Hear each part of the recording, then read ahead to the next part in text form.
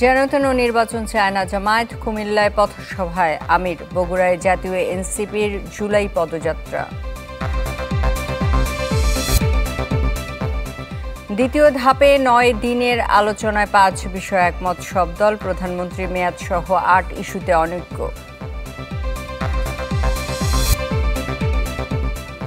রামপুরায় কার্নিশ থেকে গুলির ঘটনায় ৫ পুলিশের সম্পৃক্ততা মিলেছে, আগস্টে হাসিনার মামলার সাক্ষ্য গ্রহণ।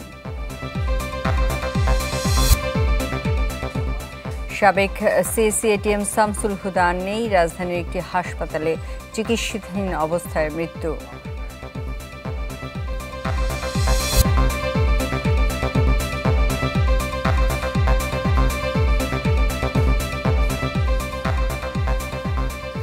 আমন্ত্রণ চ্যানেল 24 দুপুর 1টার খবরে শুনছিলেন প্রেসিডেন্সি ইউনিভার্সিটি সংবাদ শিরোনাম। আপনাদের সাথে আছি আমি সুস্মিতা ফেরদৌসি। কুমিল্লার মুরাদনগরে মা ও 2 সন্তানকে পিটিয়ে হত্যার 2 দিন পর মামলা হয়েছে থানায়। এতে আসামি করা হয়েছে ইউপি চেয়ারম্যান সহ 63 জনকে।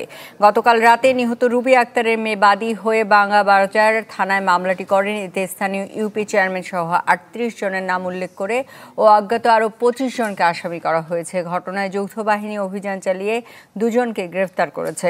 গত বৃহস্পতিবার কথা কাটাকাটির জেরে মা ও 2 সন্তানকে পিটিয়ে হত্যা করে স্থানীয়রা। পরে পুলিশ দাবি করে নিহত রুবি আক্তার দীর্ঘদিন মাদক কারবারের সাথে জড়িত। ইতিমধ্যে 2 জন আসামি গ্রেপ্তার করেছি, বাবুল মিয়া এবং সবির মিয়া নামে 2 জন জাহান্নামীয় আসামি গ্রেপ্তার করেছি এবং আমাদের অভিযান অব্যাহত আছে। আমরা এই ঘটনায় যারা জড়িত তদন্ত সাপেক্ষে সবাইকে আইনের আওতায় নিয়ে আসব। লালমনিরহাটের পাটগ্রাম থানায় হামলা ভাঙচুর ও আসামি ছিনতাইয়ের ঘটনায় আসামি সোহেল সহ 5 জনকে গ্রেফতার করেছে পুলিশ। এ নিয়ে মোট 9 জনকে গ্রেফতার করা হলো। শনিবার রাতে হাতিবান্ধা ও পাটগ্রামের বিভিন্ন স্থানে অভিযান চালিয়ে তাদের ধরা হয়। থানা ভাঙচুরের ঘটনায় এখনও থমথমে পুরো এলাকা। এদিকে থানায় হামলা ও আসামি ছিনতাইয়ের ঘটনায় পাটগ্রাম উপজেলা বিএনপির সদস্য বাদশাহ জাহাঙ্গীর চপল ও পৌর যুবদলের যুগ্ম আহ্বায়ক মাহমুদ হোসেনকে দল থেকে বহিষ্কার করেছে বিএনপি। বলা হয়, দলীয় শৃঙ্খলা ভঙ্গ ও দলের সুনাম ক্ষুণ্ণ করায় তাদের বহিষ্কার করা হয়েছে। একই সাথে অভিযুক্তদের বিরুদ্ধে আইনি ব্যবস্থা নেওয়ার সুপারিশ করা হয়।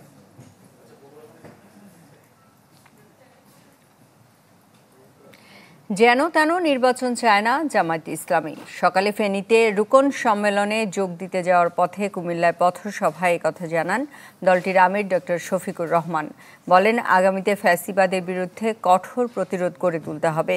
নির্বাচন নিয়ে দলের নেতাকর্মীদের প্রস্তুত থাকতে বলেন তিনি। জামায়াতের আমির বলেন, যে শহীদরা রক্ত দিয়ে বাংলাদেশকে আমানত রেখে গেছে, সে রক্তের সাথে কাউকে বেইমানি করতে দেয়া হবে না। পথসভায় দলের নেতাকর্মীরা উপস্থিত ছিলেন।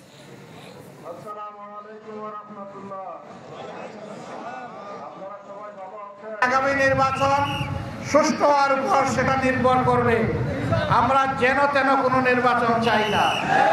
বাংলাদেশে বিভিন্ন জায়গায় ইদানিং রাজনীতির নামে যে অপকর্ম আর উৎপাত আমরা লক্ষ্য করছি, আমরা সংশ্লিষ্ট দলগুলোকে বলবো, সাবধান হন, নিজেদেরকে সামলান, নইলে জনগণই আপনাদেরকে সামলিয়ে দেবে ইনশাআল্লাহ।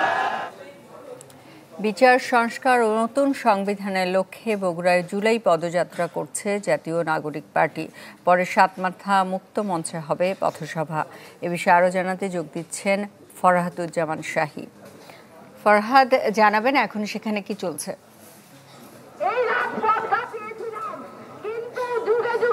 সুস্মিতা, আজকে রাজশাহী বিভাগে এনসিপির রাজশাহী বিভাগের যে কর্মসূচি সেটা বগুড়া থেকে শুরু হয়েছে।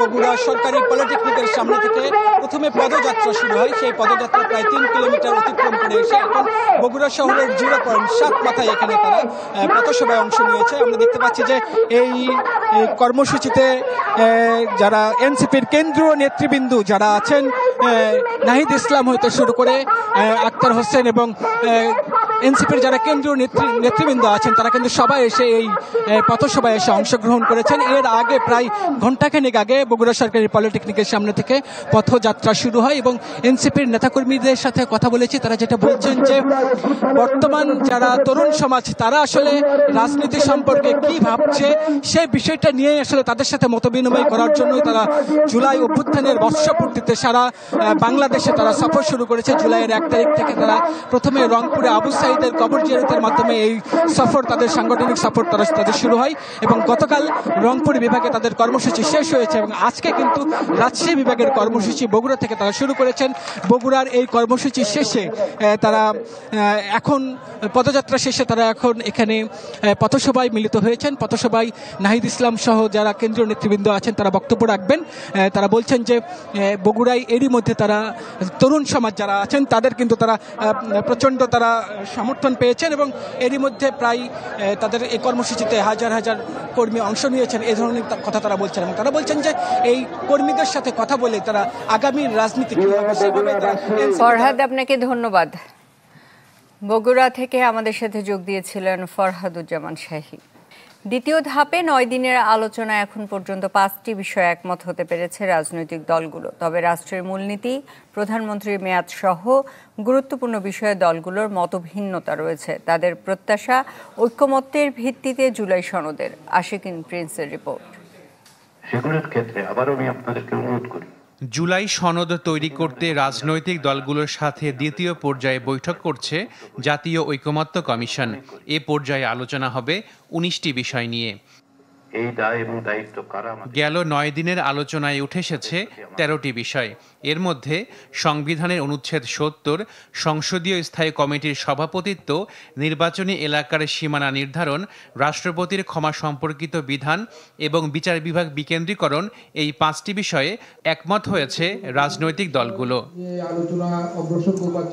তবে আলোচনা হলেও সাংবিধানিক ও সংবিধিবদ্ধ প্রতিষ্ঠানের নিয়োগ কমিটি, দ্বিকক্ষ বিশিষ্ট সংসদ, সংসদে নারী আসন, রাষ্ট্রপতি নির্বাচন পদ্ধতি, ইলেকটোরাল কলেজ ইত্যাদি, রাষ্ট্রের মূলনীতি, প্রধানমন্ত্রীর মেয়াদকাল, প্রধান বিচারপতির নিয়োগ এবং তত্ত্বাবধায়ক সরকার বিষয়ে ঐকমত্যে আসতে পারেনি রাজনৈতিক দলগুলো।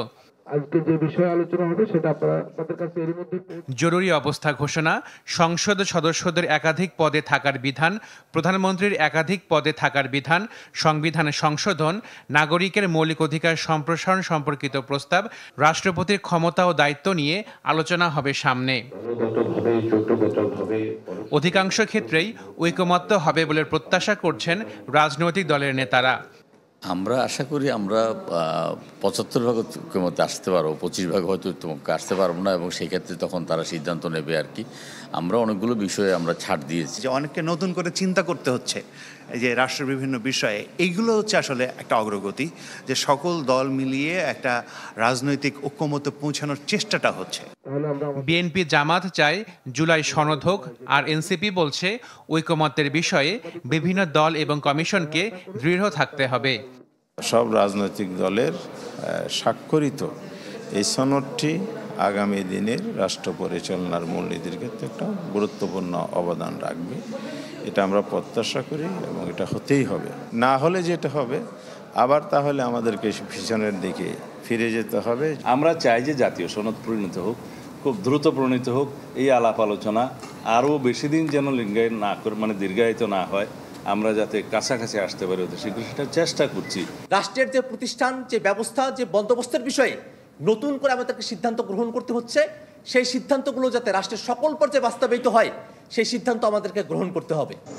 জাতীয় ঐকমত্য কমিশন বলছে জুলাই মাসেই জুলাই সনদ তৈরি করতে কাজ করছেন তারা। Ashikin Prince, channel 24, Dhaka. সাবেক প্রধান নির্বাচন কমিশনার এটিএম শামসুল হুদা আর নেই। সকালে রাজধানীর একটি বেসরকারি হাসপাতালে চিকিৎসাধীন অবস্থায় মৃত্যু হয় তার। মৃত্যুকালে তার বয়স হয়েছিল 82 বছর। এটিএম শামসুল হুদা 2007 সালের 5 ফেব্রুয়ারি থেকে 2012 সালের 5 ফেব্রুয়ারি পর্যন্ত প্রধান নির্বাচন কমিশনার হিসেবে দায়িত্ব পালন করেন। এর আগে দীর্ঘ 34 বছর সরকারি বিভিন্ন গুরুত্বপূর্ণ দায়িত্ব পালন শেষে 2000 সালে অবসর নেন তিনি। 1943 সালে 10 জুলাই জন্মগ্রহণ করেন সাবেক এ প্রধান নির্বাচন কমিশনার। যুক্তরাষ্ট্র প্রবাসী মেয়ে দেশে ফেরার পর রাজধানীর বনানীর কবরস্থানে দাফনের কথা আছে এটিএম শামসুল হুদাকে।